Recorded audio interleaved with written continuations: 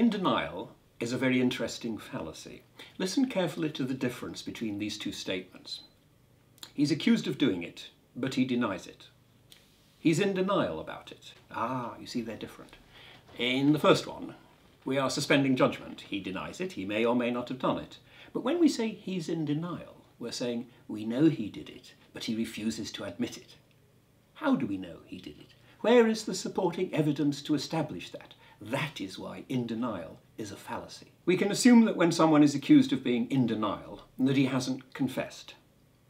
Denial goes with many things, but confession is not one of them. He's in complete denial about his illicit relationship with his secretary. This implies that we all know that he's having a bit on the side, but he himself won't own up to it. Actually, it probably means that many of us suspect he's having a bit on the side, but he won't own up to it. And we want to convict him without a fair trial, so we say he's in denial about it. That means we know it's true, but he refuses to admit it. Sometimes we use in denial to mean that everyone else knows of someone else's status, but they themselves refuse to say it's true. Someone might say, she's just not good enough to be a barrister, but she's in complete denial about that. Now, what they mean is, I don't think she's good enough to be a barrister, but she doesn't agree with me. Well, who knows? She might be right. I say, go for it. There is a limited case when it might be correct to say someone is in denial.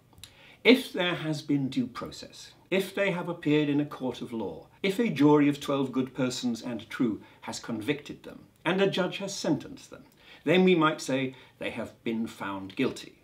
They did it, but they still deny it, therefore they're in denial. But even here, it's not certain.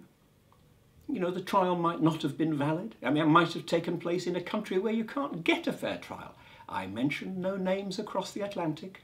When you meet someone who refuses to admit that they're wrong, and you, of course, are right, you accuse them of being in denial. And then it ceases to be a matter of simple disagreement between the two of you. It becomes a difference between you, who are, of course, completely right, and the other person, wrong, but willfully refusing to admit that.